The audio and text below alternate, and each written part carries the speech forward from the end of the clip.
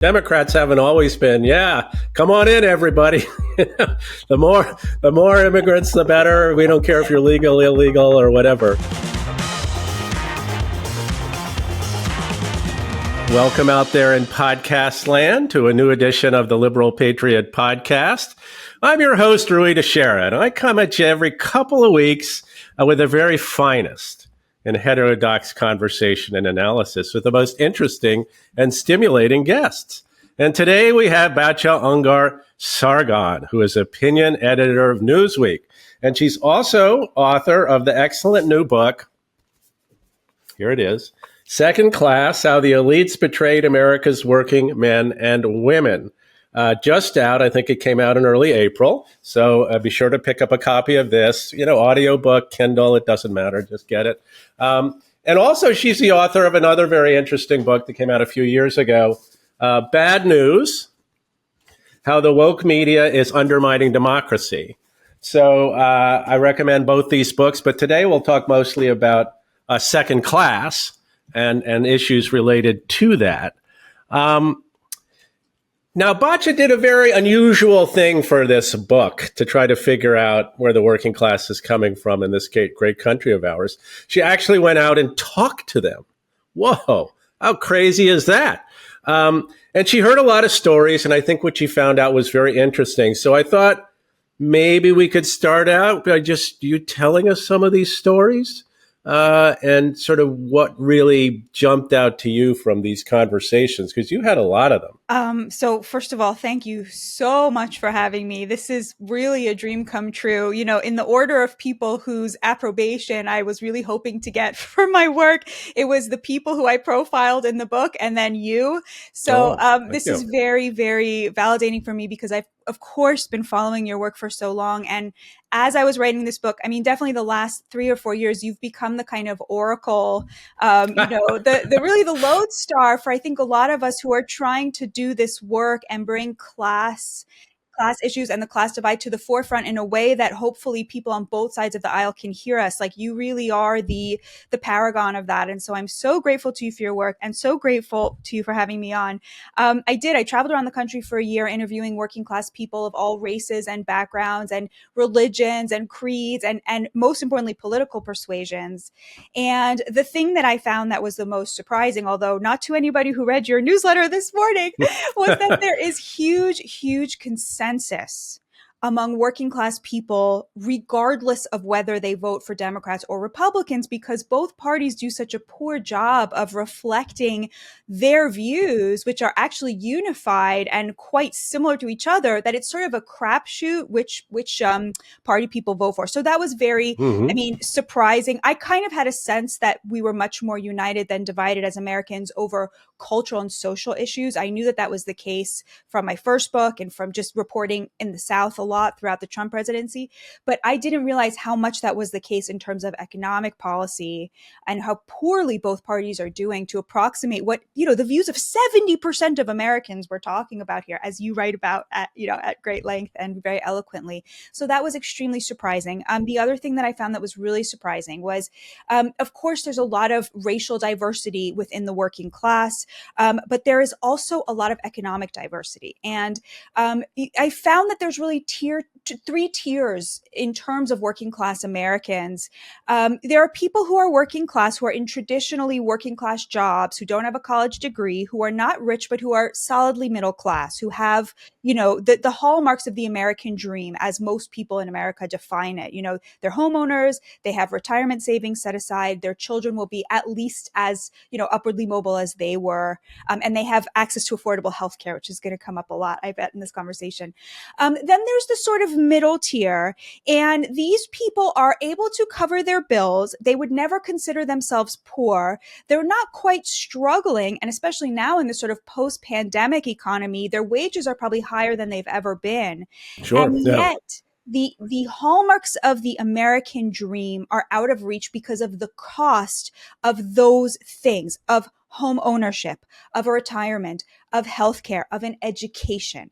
And of course, this depends on where you live. And so this middle class, I call them floaters, are much more likely to be represented in blue America because for the simple reason that housing is so much cheaper in red America. And so those people who would be, floaters if they live in metro areas, if they live in red America, they are likely to be homeowners and have more of that stability we associate with the American dream. And then of course there's the bottom tier, people who are working poor, who work and work and work and are constantly having to call the electric company and beg forbearance, constantly on the verge of catastrophic things as a result of not being able to pay their bills, despite working unbelievably hard and consistently. So I'd say those are sort of the two main headlines: the unity in terms of policy and ideology, but also the diversity in terms of economic achievement.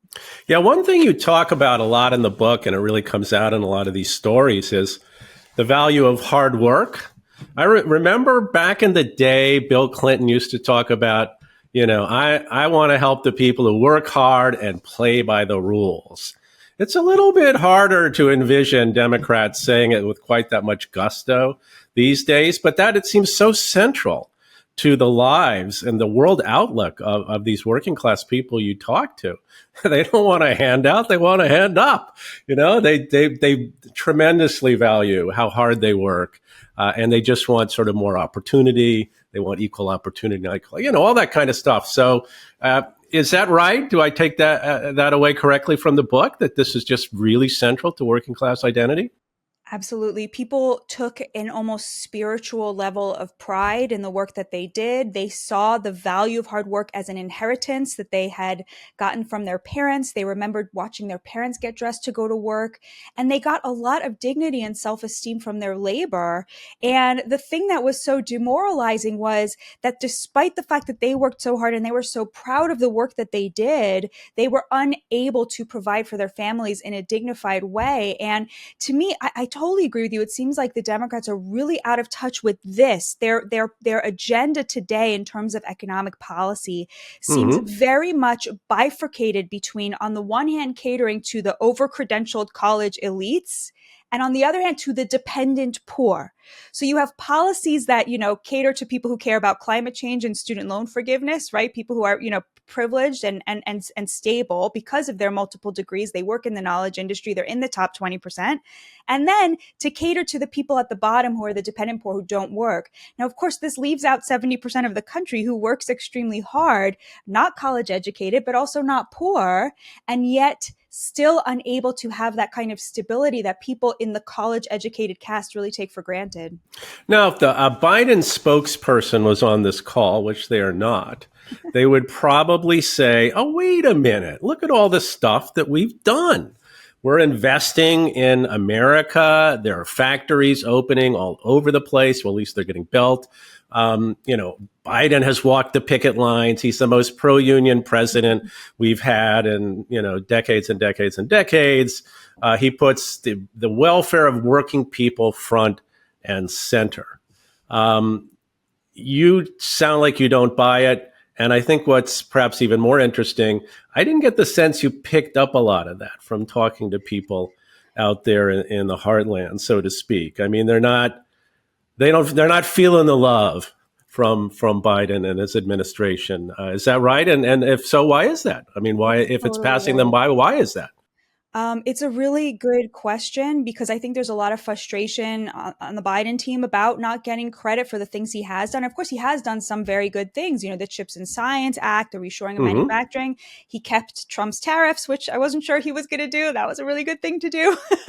That he did. There was a lot of stuff that Trump put in place that he did not undo.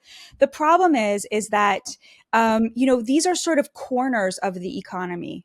But to working people, when they're looking at the economy, they see the larger picture. And to them, the larger picture is the offshoring of manufacturing that was done under Democratic administrations. So closing of factories, the destruction of rural America, the defunding of vocational training that was done under President Obama, and the opening of the border. The let's call it, I'll be as polite as I can, the effective decriminalization of illegal border crossing that Biden promised he was going to do in 2019 seen on a debate stage and that he proceeded to effectively do. We don't have to do the triggering open border. We could just say the effective decriminalization of illegal border crossing, which I think is something that even Democrats would be able to admit that has been part of President Biden's presidency. And to working class people, these are the things that they associate with the fluctuations in their bank accounts, and this is sort of one of the messages I just really want the left and Democrats to internalize if they could is,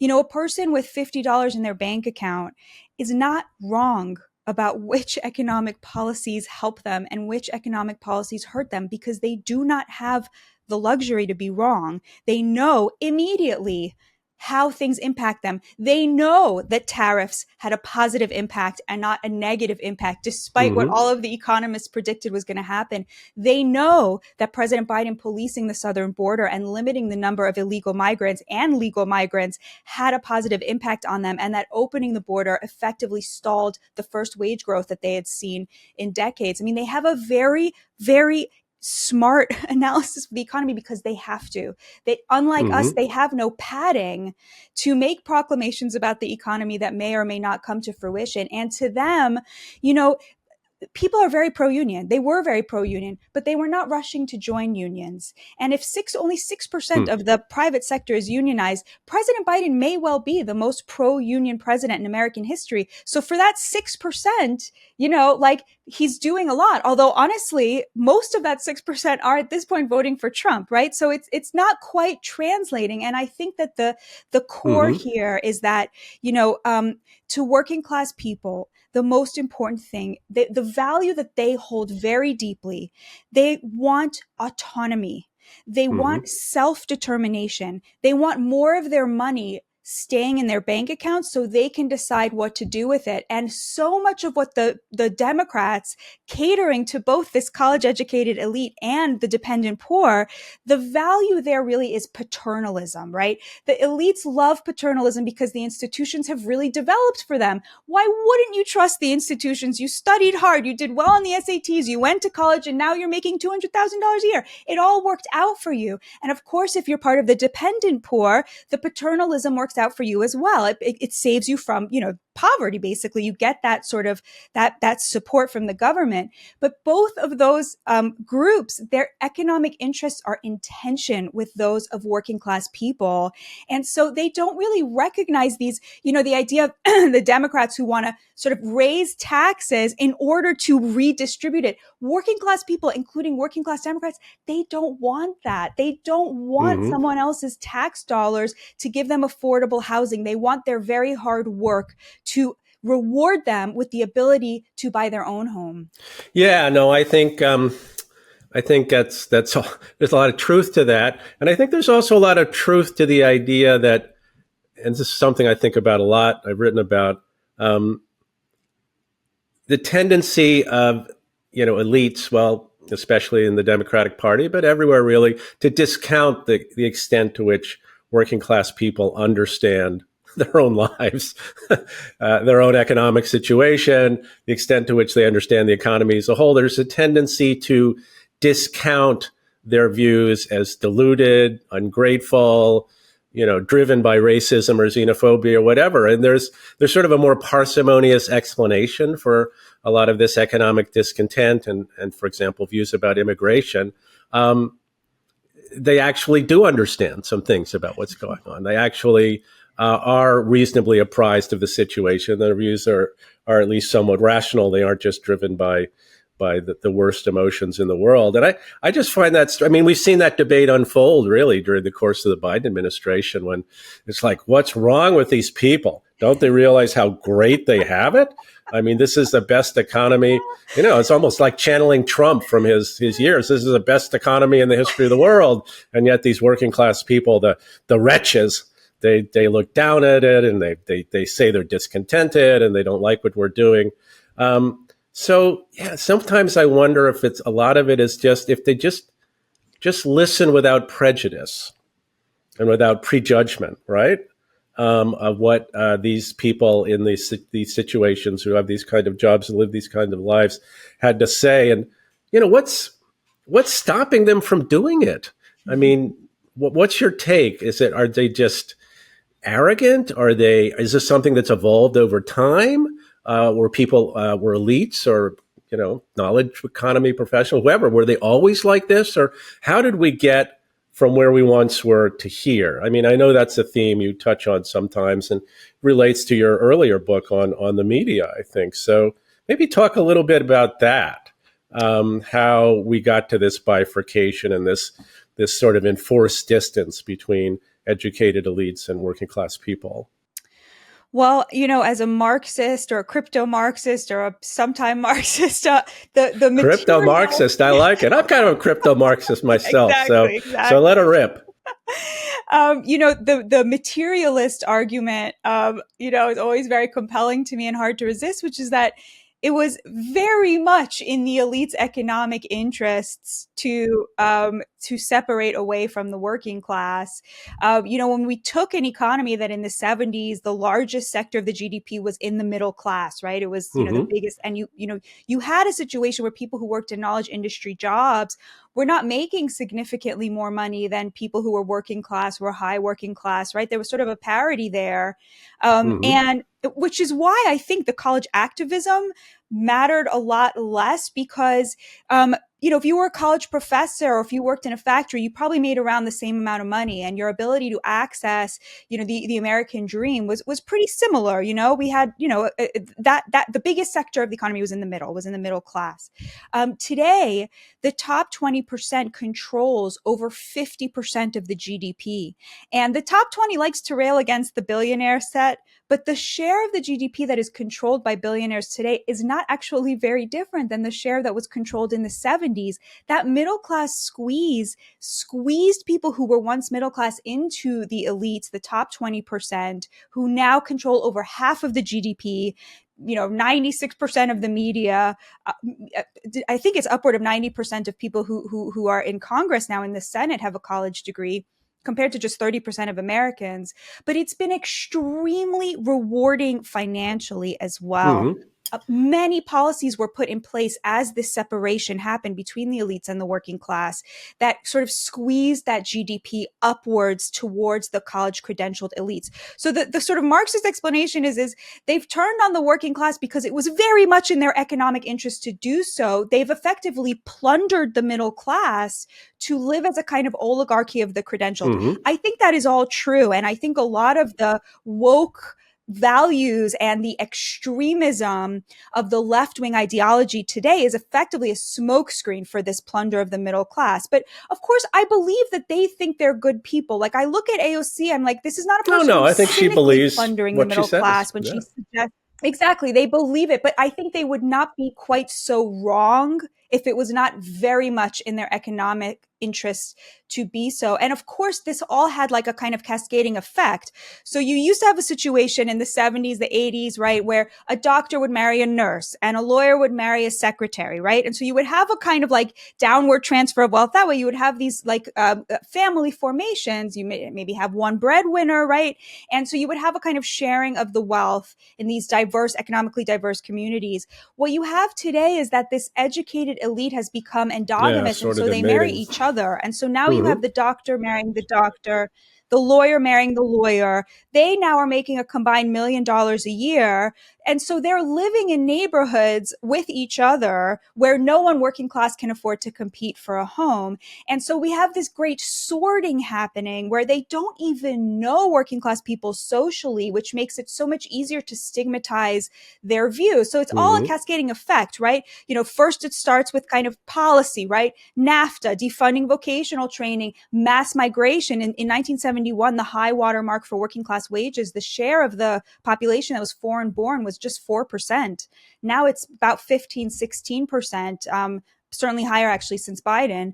And that has an impact on wages. I mean, basically what happens is those people are all, majority of them, 60% of them are working in jobs that don't require a college degree. And so they imported competition at the bottom while of course protecting, the labor at the top.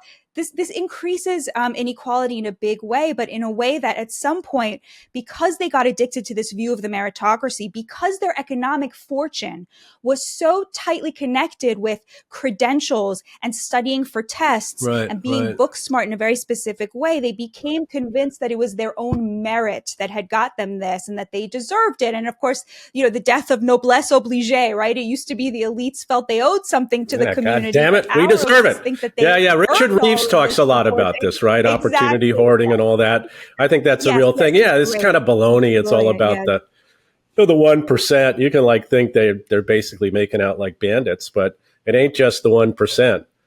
There's a whole lot of other people who are benefiting from the way the system is currently structured. One can buy all that, and one can question the Democrats' approach to dealing with these problems. But, you talk a lot about how these working class people, they don't like the other party either. They don't like either of the parties. So are the Republicans any better? I mean, Trump is willing to talk the talk, at least in terms of speaking to some of these concerns of these voters. But Trump and the Republican Party, are they really any better, or perhaps even worse? What would you say to people who would argue that, the Democrats have their problems, but it is in fact the case that Trump and the Republicans are even worse. So you should just pick the lesser of two evils. And what's wrong with these dumb working class people? They don't understand that. I would say to that, first of all, there's only one thing that working class conservatives hate more than the Democratic Party, and it's the GOP. So I think combining Trump with the GOP is a big mistake, because they certainly don't. They really like Trump, but they really, really hate the Nikki Haley Chamber of Commerce, tax cuts, free trade, foreign war version of the party that the GOP is so desperately trying to get back to. The donor class is Exactly. They're desperate to get over the Trump era. If they abandon Trump's economic policies, his take on immigration, and go back to the kind of Reaganite version of the party, it's going to be curtains for them. Because there's no one left for that, as we saw. I mean, Nikki Haley outspent Trump 2-1. It's astonishing, and she still just couldn't get anywhere. So I wouldn't say that they like the GOP. Trump's policies, whether it was trade, turning the ship around, taking on both parties to say, actually, we're not doing this free trade thing with China anymore. On immigration, which was a taboo to talk about policing, the border and limiting immigration before Trump showed up. And those two things alone have a massive impact on the working class economically. I believe they're right economically, but even just, psychologically, spiritually, emotionally, we have so downgraded what it means to be working class in this country. And so that really meant a lot to them, just saying, we're going to put your needs first. I believe the evidence is there that Trump succeeded in doing that. Whatever you think about him. And I think leftists will admit this on trade, at least, in private. They won't say it on, cable news, but they'll admit it in private that, he really did make a big difference on trade. And to working class people, trade, immigration, trying to make working class jobs pay as much as non-working class jobs, deliver on the American dream. Here's a thing that because you wrote about it in your newsletter today, but this was really important. So I found that so much was agreed upon between people who voted for Republicans who are working class and people who voted for Democrats who are working class. So, for example, everyone I spoke to, everyone was very pro-gay, and that included the very religious, very conservative people. I met a lot of conservatives and Christians who had a gay person in their life who they wanted to be treated with dignity. They are very, very upset and worried about the transgender agenda, about trans people in women's bathrooms, on women's sports teams, in schools. So the elites are like, there's this LGBTQ group. Working class people do not see it that way. They are radically, radically moderate. And so they are pro-gay, but worried about trans. They did not like welfare. They all knew people who were scamming the system, but they did support raising taxes on corporations. And the thing that they said most often that they would want to pay for with those taxes is very interesting. And this gets to today's newsletter that you had, which was brilliant.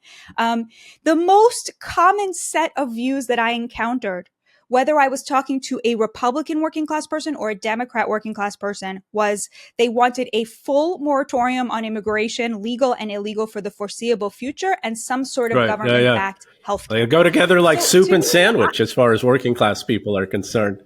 Yeah. Yes, exactly. Exactly. And I'm looking at this and I'm thinking, all right, so you have one party that will talk about healthcare but has decriminalized illegal border crossing. You have another party, the other side, that will talk about immigration and policing the border, but will never say the word healthcare except as a slur, right? Who should they vote for? And you asked me which party's better for the working class. The first party to get to that combination of policing the border, limiting immigration, and greatly expanding the government's ability to ensure quality healthcare to Americans is going to have that, permanent majority that you talked about, because that is where 70% of Americans are at. So you're asking me who, before I wrote the book, if you had asked me who is it more likely will get there first, I would have said hands down the Democrats. It would be, they already have the healthcare piece. And in the 90s, yeah, right. This is such an important part of our political history and so completely forgotten or misunderstood at this point. I mean, Democrats haven't always been, come on in, everybody. The more immigrants, the better. We don't care if you're legal, illegal, or whatever. Yeah, no, this is, in fact, why don't you just refresh our listeners' memory about the Jordan Commission? I mean, I've talked about it myself, but I just think it's so important. Definitely. I mean, I'm sure anyone who reads the Liberal Patriot is very well aware of this, but Bill Clinton assigned one of the civil rights icons, Barbara Jordan, the job of looking into immigration. Is this really in our interest as a nation? And what she found was no. Definitely not. It is not good for the working class. It is especially punishing on Black men. And I think you're seeing that now in their defection to Trump. It's basically, it is an upward transfer of wealth from the working class to the elites who employ these people and who are the consumers of low wage labor. Of course, it's going to have a massive impact on the people that they're competing with. And she came to the conclusion that this was absolutely not in America's best interest to keep importing millions and millions of immigrants. This was the Democrats' position in the 90s, which is why I always say that Trump is basically a 90s era Democrat. I mean, if you take away the bluster, on abortion, on immigration, on trade, he's courting Blacks, he's pro-gay, he's courting unions. This guy realized that the Democrats had abandoned the working class agenda from the 90s and it was just there for the taking. So if you had asked me who's more likely to get there faster, I would have said the Democrats. It's so obvious. But honestly, I have to say, since my book came out, there is not a single I thought the first time I said this to a conservative media outlet, listen, you guys, if you started talking about healthcare, you came up with a way to take on these cartels and the insurance companies and the hospital administrators and the pharmaceutical companies, you guys would get really far. I mean, you'd have a ruling majority. Every single one of them has been like, that is so interesting. I never thought of that. We should really look into this. I thought I'd get laughed out of the room, but honestly, I'm saying this as a call to arms to the Democrats. You have such all you have to do is say, we were wrong about immigration. We're turning the ship around. How hard is that? But it's so hard. And the reason it's so hard is because the elites are the consumers of this labor, but also because the entire donor network. So if the Republican donor network, if the Republican donor network, all they care about is tax cuts. The Democrats' donor network, it's this NGO, it's this revolving door of college educated into the NGOs, into the organizations, into democratic politics, staffing all of these. So the whole thing is built around this kind of more open borders, view of the world. And so it's very hard for them to turn. I was very shocked by that, but I'm curious what you think. First of all, if you agree with my analysis about these two issues going together, about it creating a kind of permanent majority to whoever gets there, and what you think about the right. Well, at the margin, I do think this is it obviously would be a good move on the part of the Democrats to do that, or the analogous move on the part of the Republicans. I mean, obviously, there'd be a lot of moving parts here, how you do it, the devil's in the details. But in broad brush, it seems like this is exactly where you want to be in a broad way if you want to appeal to working class people and really dominate the electorate. I mean, these are the things that people want. And, at the end of the day, it's not such a terrible idea to give the people what they want if you actually want to win politically and get things done. I mean, there's a shocker, right? So, Yeah, no, it's fascinating that we have this unmet demand, and yet, as you're pointing out, it wasn't so long ago that Democrats had such a different position on immigration. Bill Clinton, it wasn't like when dinosaurs roamed the earth. So, what happened? I mean, was it just driven by the media? Was it driven by the donors? Well, I mean, how did we get from the Jordan Commission to the effective position of the Democratic Party today? And in some ways, even cheered on by unions, which is weird, right? So, where was the kind of inflection point in all this? I mean, it is a little puzzling, and we talk about it a little bit in our book, my book I did with John Judas, but the mechanics of it are kind of interesting. How push came to shove in terms of moving the Democrats in this direction. It's funny because conservatives like to bring up your book as proof that the Democrats changed on immigration to get votes. I think that's nonsense. I'm always trying to tell them it's not about votes; it's about the economy. I think it's unintentional, intentional. It depends on my mood, which one I would go with, but it's class warfare against the working class. And so why did they engage in this class warfare? Why did they decide that that was what, going to be a part, right? Why did they, the Green New Deal, you could ask the same thing. It's class warfare on middle class, working class people. You can't have a stable middle class, a strong middle class without cheap energy.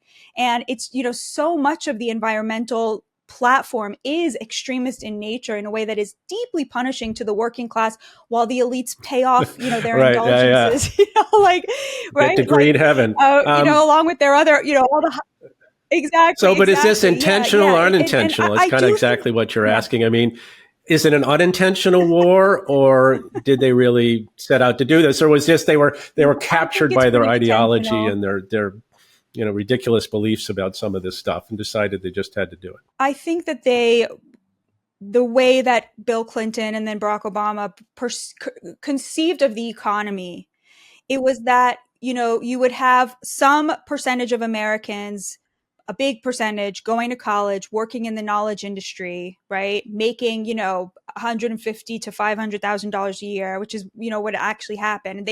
And then, the manufacturing would be shipped off to China and Mexico. So we would get cheap goods from there, right? And then that we would import a new caste to do service industry jobs. They understood at some level that manufacturing wasn't going away, but they could get it for cheaper, right? And the service industry jobs weren't going away, but they could get it for cheaper if they brought people here. What they forgot was that there were a lot of Americans who A, don't want to go to college, B, that's not where their skills are, C, we're already overproducing college educated people by over 50%, right? So 100%. The Wall Street Journal had an article a few months ago.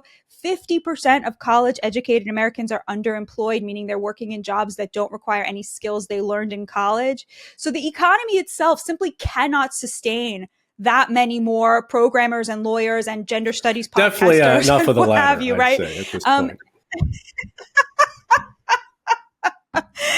But I think that they, in my more generous moments, I will say, I think they thought everyone. Yeah, you'd earn what you learned. That was a big mantra in the 90s. Everybody would go to college or some equivalent, and as they developed, as they accrued more human capital, they would be rewarded. Right. And I think that this was probably fueled on by feminism in many ways, the move of our, economy away from brawn and physicality and things that privileged men to, the social sciences and the social skills that favor women more, which of course was sort of driven by leftist ideology. But honestly, I think a lot of the leftist ideology was developed to justify the class warfare against the working class, to justify this upward transfer of wealth from the middle class to the upper classes. So they came up with these views of toxic masculinity, and then these views that working class people are racist, white rural rage, and all this garbage, right? To justify this plunder after the fact, which of course now we can see it for what it is. Everything you say could be true, and it could also be true that they actually believe all this stuff now. I mean, white rural rage, is a great example, because this is a recent book by, I believe it's Paul Waldman and Tom Schaller, that basically makes the case, the real danger to democracy in this country is white working class people live in rural areas who are the most authoritarian, most xenophobic, most racist, most awful people, the worst people in the world. They're all out there lurking around the cities and the suburbs, and no doubt they're planning on invading us someday. And that's the real problem. I mean, and as I've remarked before, to me this is extraordinary, that this would be lionized in democratic circles. You're taking this whole immense swath of the country full of people who aren't doing that well economically, right? Who, in theory, Democrats have always existed to help. And you're basically writing them off as like, sort of these fascist hordes knocking at the gate. So it's really quite extraordinary. And it certainly feeds in with the whole theme of your new book about how elites have betrayed the working class, look down on them, and in many ways don't even bother to listen to them. But just to push back a little bit on this Trump thing, right? Now, I get what you're saying about the GOP is not in good odor with the working class these days either, but Trump is viewed differently. And you mentioned the issues of trade and immigration as places where he's moved in their direction. But what else does he have to offer? I mean, what's his plan? He's not much of a planning kind of guy, I guess. But how is he going to lift up the working class as a whole in this country? You can't do it just with better or different policies on trade and immigration. I mean, whatever one might say about the Biden administration, at least they sort of have a plan, maybe ill-conceived in some ways, where they're trying to transform the economy into something different. What is Trump proposing to do? Or can we give him a pass at this point? Because, that's a second term. There's a secret plan to transform the American economy. So, you know what I'm saying? I mean, he maybe rings some of the right changes from a certain perspective on some of these hot button economic related issues like trade and immigration, but fundamentally he doesn't have much of a plan otherwise. I mean, look what he did. His big economic move, besides on trade and immigration in his first term, was the sort of Tax Cuts and Justice Act, I guess, whatever it was, of 2017, which is just a big tax cut for mostly pretty well off people. So why would we expect anything different in a second Trump administration? Or maybe we wouldn't. It's just like we're stuck. This is such an important question. No, this is a great question. First of all, I would say, all he did is trade and immigration. I mean, like that's more than anyone's done for the working class in 50 years, right? I mean, that was a really big deal. And you saw the impact in wages. So, this was before the pandemic, but in 2019, the bottom 25% of wage earners saw a 4.9% wage increase, while the top 25% only saw a 2% increase under Trump. So, which is why they're probably very annoyed. This showed that the policies put in place were actually having an impact. Sure, not as big as maybe we would have wanted, but, it's sort of like, say, he turns the whole ship around and they're like, yeah, but he only traveled like 50 miles. Well, that's the ship was going in totally the wrong direction. And arguably much of the reshoring and manufacturing that Biden's doing now is a continuation of the kind of the reevaluation of the economy that Trump initially put in place. I think that's sort of, inarguable. I mean, Obama was not doing any of this, right? So I think that's, and I don't need to be like a sort of a cheerleader for Trump, but those were really important to working class people. When you talk about the tax cuts, I know, so Democrats like to mention this. They'll say, the people who got the most money back from those tax cuts were the top 1%, the top 5%. But in terms of percentages, the highest percentages of that tax cut went to the working class and the middle class. They got between 15 and 25, even 30% tax cuts. That's working class people and middle class people. Whereas the top, they got the smallest percentages. Now, you could say he still put money back in the pockets of the billionaires, but working class people do not have class resentment against billionaires. They often see them as jobs creators and they see them as admirable and businessmen, and they admire them. They noticed the money that they got back in their bank accounts yields from those tax cuts. And I'm not saying that to boost Trump. I'm just saying like what I hear from them, they don't sit around and talk about the tax cuts that went to the 1%, the way that the top 10% is so enraged about. They talk about the tax cuts that they got as a result of those tax cuts. And so they see it really differently. And there is a little bit of hypocrisy there because, you know, here, when we're talking about the tax cut, the left likes to point out, oh, the rich got the most amount of money. But when it comes to paying taxes, suddenly it's all about the percentages, you know, like the rich also pay the most amount in taxes, right? Like I think it's 46% of the taxes in America are paid by the billionaires. So there's a little bit of like, you know, double dealing. Well, but it's also true, Batya, that people are quite supportive of raising taxes on the wealthiest among us, right? I mean, which is something probably Trump would not do. True. To them, that's not about like reorganizing the economy. They don't want those taxes. That's about paying for healthcare, I think. You know, they think it's totally fine to do that. But, you know, in terms of like which president reformulated the economy in a way that most comports with how working class people would have done it if they were put in charge, they think Trump and the kind of the view of autonomy really is more there in terms of limiting the supply of workers, in terms of favoring us in trade, as opposed to the kind of more paternalistic version of the Biden model.